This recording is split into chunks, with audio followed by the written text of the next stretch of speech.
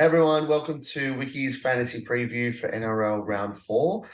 So we're going to go through things in the same structure as the last couple of weeks, but I'm going to zoom through a little bit. Realized I was wasting way too much time on the team list previews and looking at team changes. But basically, same structure. I'll give you a quick intro in terms of what we do as a company at Wiki, get into the team changes for all 16 teams, and then get straight into NRL Fantasy and NRL Supercoach. I'll go through very quickly how my teams are going. No surprises, same as last week. One of my teams is going really well, and the other one's going really crap.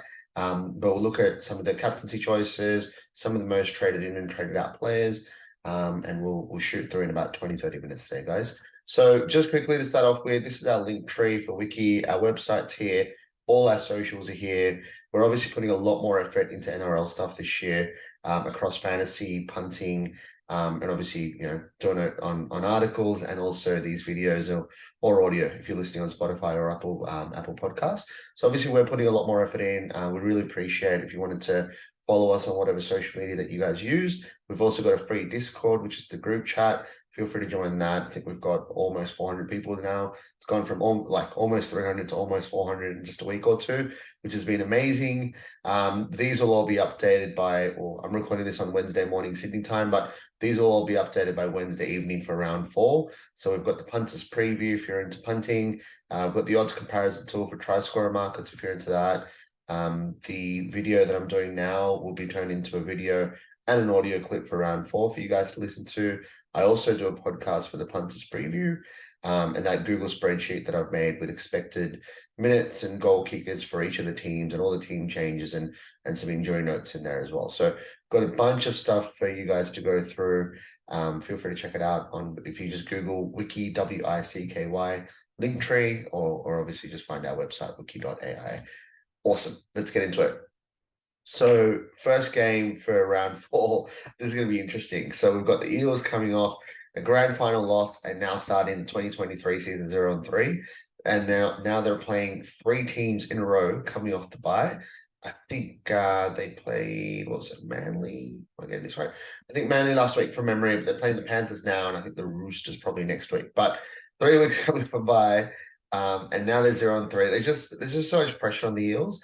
One bit of good news: Ryan Madison, who did not want to pay his fine and chose to take a 3-game suspension instead, he's back for the Eels. So I'll zoom through these a little bit today, but essentially, Murchie's out from the Eels bench, but big one, Ryan Madison is back. For the Panthers, they're pretty much the same. I think they've got Sorensen back on the bench, and then Eisenhuth has dropped off. But yeah, generally these teams are quite different to last year. The Eels are missing Marnie and Ice Papali, and obviously the Panthers are missing Kikau and Coruscant. So anyways, quite a few team changes, but for fantasy, we'll get into some of the more relevant stuff in the next section. But should be a cracker of a game on Thursday night. Friday at 6 p.m, the Storm get Munster back, which is awesome for them, but then they lose Jerome Hughes. Unfortunately, he's going to be out for 2 weeks. You'd expect Jonah Pezzett, where is he? There he is. You'd expect him to get the spot in the halves like he did last week. He was a late in for Wishart, who got benched an hour before kickoff. But with the Storm, what are they? Like forward pack wise, they got Kamika and Tariq Sims back in the middle of the field last week, and obviously it's their second game back. Should be a better position for the Storm to be in. They were really stuffed a couple of weeks ago, obviously missing Nas and some other forwards as well. With the Tigers, it's just chaos for them. So they've played pretty poorly to start the season. Obviously, I think from memory they're 0-3. But to add on to that, they've now got Duehi, who apparently has turf toe. Laurie's their normal fullback, he's on the bench, and then they've got Wakeham now in the halves with Dewey shifted out. Like, absolutely anything could happen with this team an hour before kickoff when teams are confirmed. And to add on to that, they've got Nofaluma they've dropped him, and they've also dropped Offengawi. So, look, they're not winning games. They're trying stuff with their teams. I'd be really wary of having any Tigers in my fantasy or super coach team, because you just literally don't know what's going to happen to them. The only one that I will say actually is Utuka Manu. He scored a try from memory in round 2, and last week had really, really good base stats. Just looks really good this year, back to his form from a couple of years ago. And John Bateman, if he leaks quite a bit of cash in the next 2 or 3 weeks, he could potentially be a buy. Moving on, this is going to be an absolute cracker. Both teams 3-0, playing at Suncorp Stadium. This should be an amazing game to watch. For the Dolphins, for any else? No, they don't. Actually, sorry, they do. Felice Kafusi, he's lost his appeal at the tribunal. He's going to be out for 4 weeks.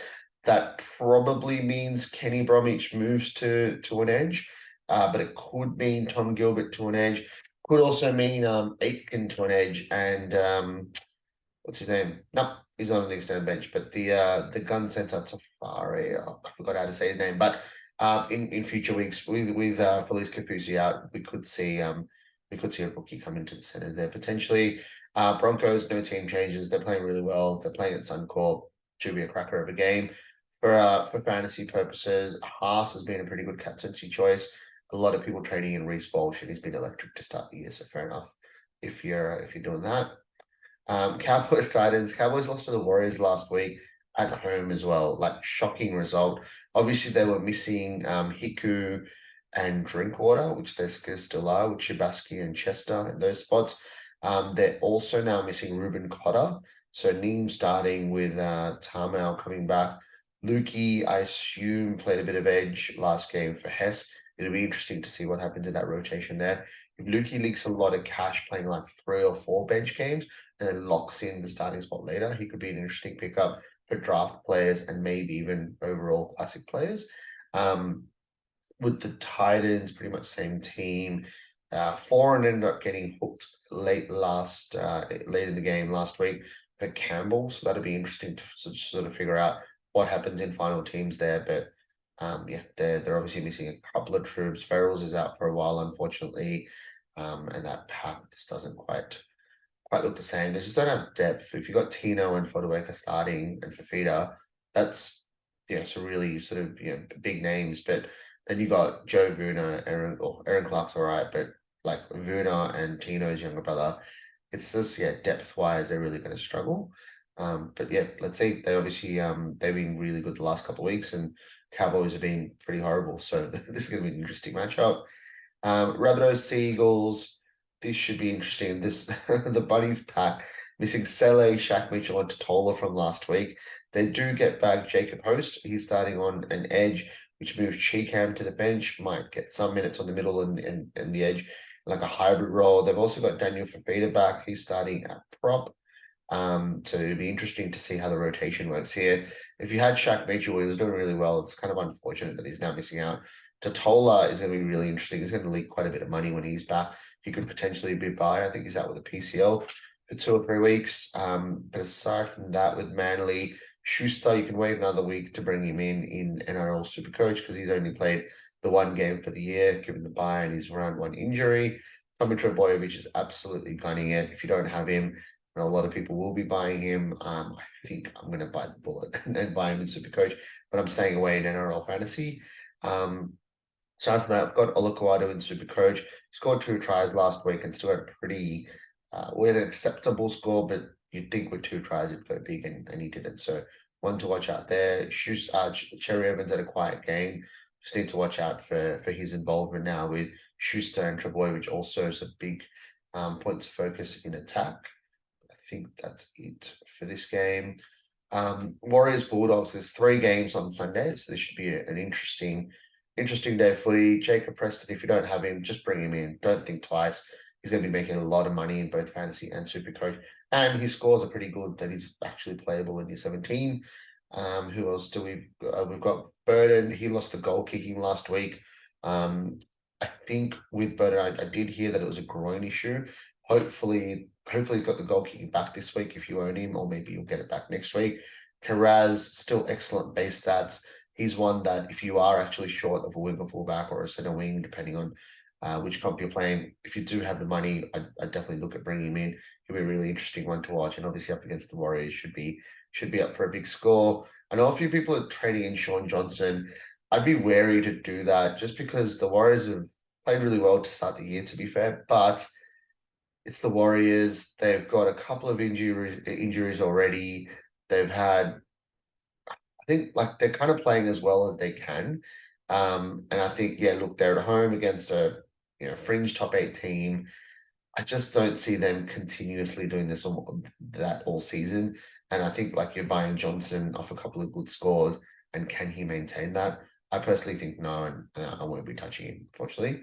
Aside from that, in major, so Barnett with a pretty scary injury last week, and then Egan with a concussion. So they're going to be missing out. But that pack is, unfortunately, Lussick's probably like a clear class below Egan. But I think Barnett can definitely be sort of that job can kind of be done by Ford, can also be covered by Sirenen. So I think they'll do okay there. Moving on to the Knights, the Raiders. I laugh because the Knights, unfortunately, are absolutely stuffed. So Dan Saifidi, he looked like he was going to be out for a while when he got injured. So I feel like they've just named him because they're just struggling to get enough players to actually name. Like they've got Frizzell on the extended bench. If he's not back and Dan Saifidi's out, that pack, oh, that is a scary proposition for the Knights, considering you're also missing Ponga, and the Raiders have Josh Papali'i back. So just looking at the changes, Levi, he's out for a few weeks. Dom Young's been dropped, I believe, for Maju. Maju, if you haven't already, look in your draft waiver wise. I think he'd be an excellent pickup. I picked him up in one of my 2 NRL fantasy drafts, which is great. Hudson Young played really well, got a good score last week. He'd be one to look out for if he leaks a bit more cash. I think that's it for this game. Dragon Sharks, last game of the round. Nico Hines is back. So Nico Hines is back, and then Braden Trindle is at number 17. This is going to be awkward. So if you are trading Hines in, it's a little bit awkward for the small chance that last minute he gets scratched, Trindle goes in halfback, and you paid all this money for Hines, and you probably can't trade him out. You can't reverse your trade given it's the last game of the week, or it's going to be really hard for you to sort that out. It's a big risk. I think from memory, I'm going to do it in Supercoach, but not in fantasy. I'm going to wait for him till after the buy in fantasy. Supercoach, I'm just going to pull the trigger and captain him just to sort of go pod play. I'm ranked really poorly, so I just wanted to try to take a risk and do something different for someone with arguably the biggest ceiling in the game. Wilton's gone really well for owners, but he's only got a couple of weeks until the buy, and obviously Wade Graham coming back. So I don't know if I'd necessarily be buying him at this stage. Trindle, if you do have him, I'd probably keep him for a week just to see how Hines goes. And even off the bench, you should get a decent score, like a 15 or a 20. That'll get him another price increase. And for the Dragons, nothing too different here. Sloan's gunned it. I think NRL Fantasy, I think he's like the hammer where he scored a couple of tries to start the season. He's got a couple of good scores, but I'm still gonna sort of like stick to my guns and not pick him. But if you are, like, fair enough. He's definitely going to make some money, and you just hope that he doesn't sort of go from 40s to 15 in NRL fantasy, or you just need him to score a try every odd week just to keep that sort of price, those price rises going. If you've got BMM, why? Just get rid of him. Yeah, low involvement player playing for a poor team, so he's not going to get much sort of attacking upside. Unfortunately, there's not much to like about BMM, but I think that's it. Cool. So that's it for team changes. Let's get into some of the trends. So we've had 3 full rounds now in the NRL. Pretty crazy. Like if you look at Katoa, like he hasn't done that well in NRL fantasy. So I'll just shout out the stats at footystatistics.com or NRLfantasystats.com, the best NRL fantasy resource to play around with data that you'll find on the internet. Go through some of the more popular players. Like they also do this thing where if you click into a player's profile, so let's just go Nathan Cleary, it also shows you like the top 1,000 and top 5,000 ownership. So I think it'd be fair to say like Cleary, or say Cleary is owned by like 30% in the top 1,000. Like that's pretty high. And then you go to someone like who'd be a good comparison. Well, Katoa will be interesting because I stayed away from him thinking he's a rookie playing for what I thought would be a crap team. Obviously not, but yeah, like he's like 80% owned in the top 1,000. So really happy that I stayed away from him.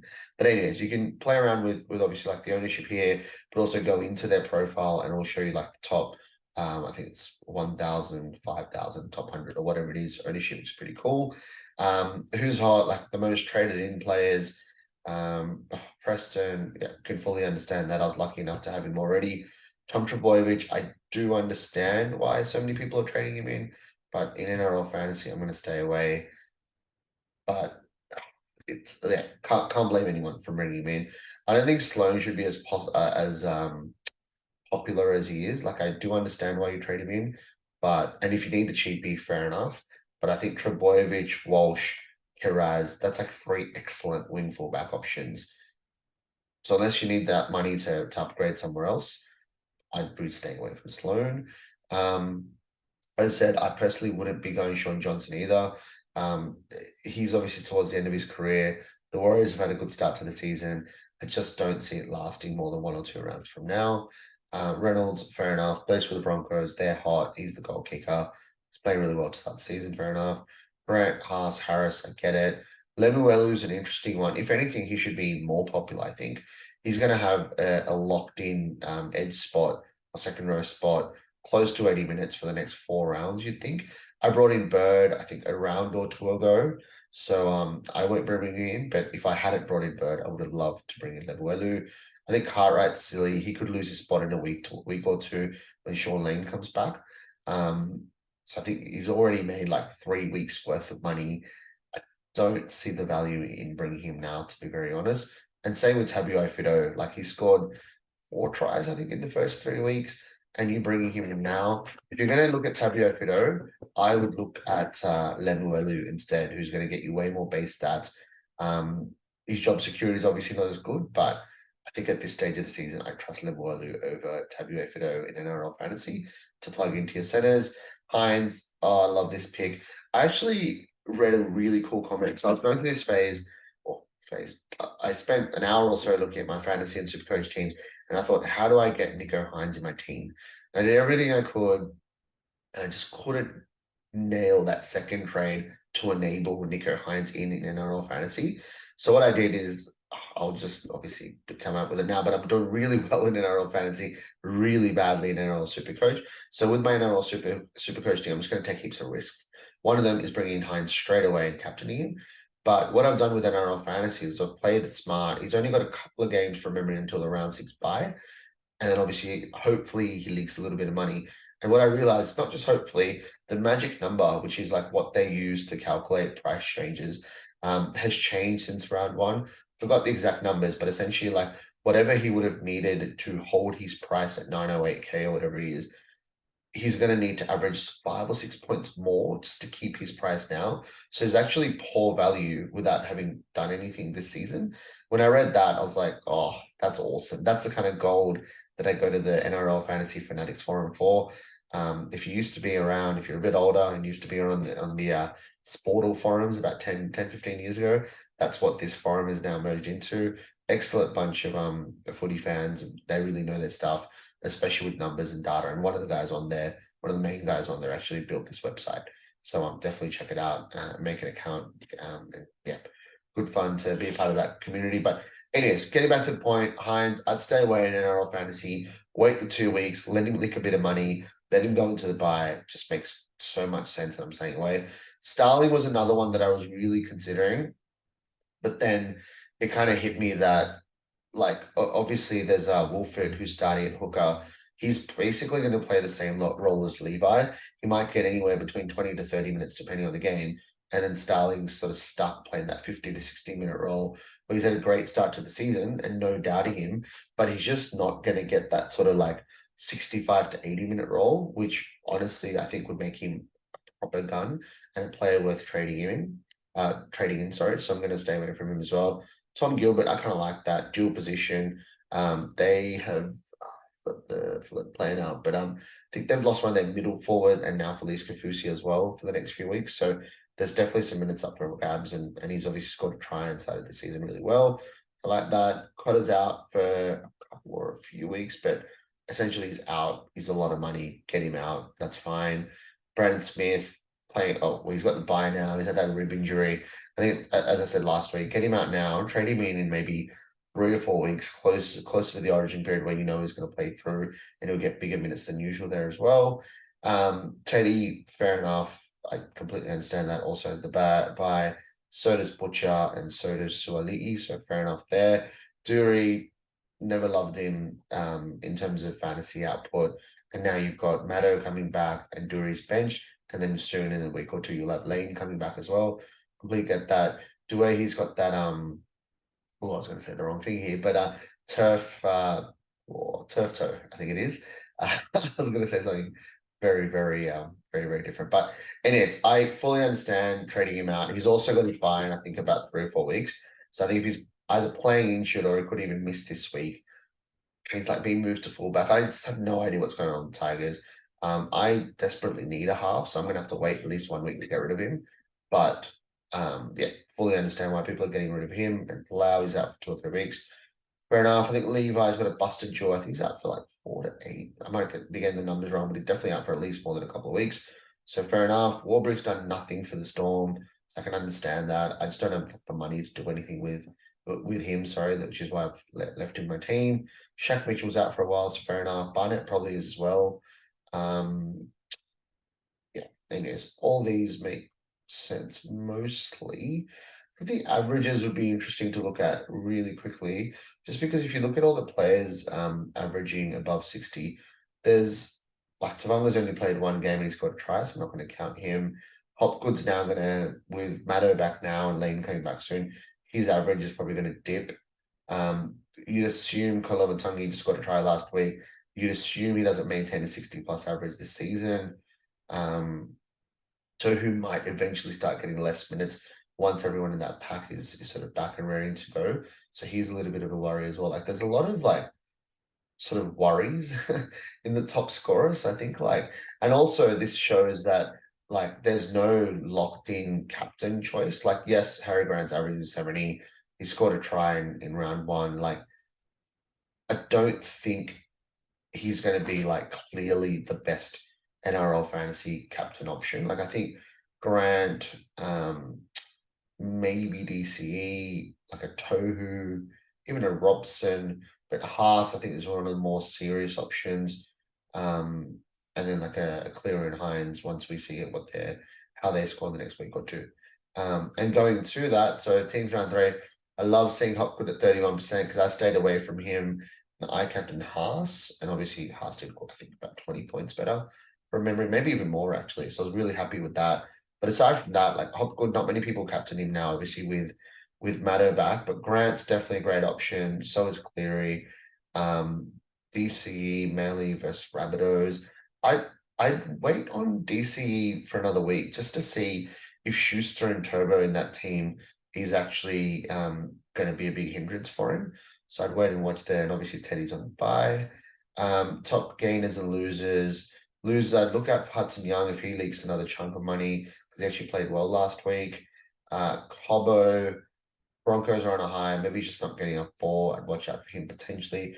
Burden's one that I'm considering. If he gets that goal kicking back this week, I'd definitely look at trading Burden in because they play every game till Origin pretty much now. Curran's been dropped for now, so I wouldn't look at him. Teddy, just have to see how he goes post-bye. Hengawi's been dropped. Tola's injured again. Aitken playing in the centre, so I wouldn't consider him.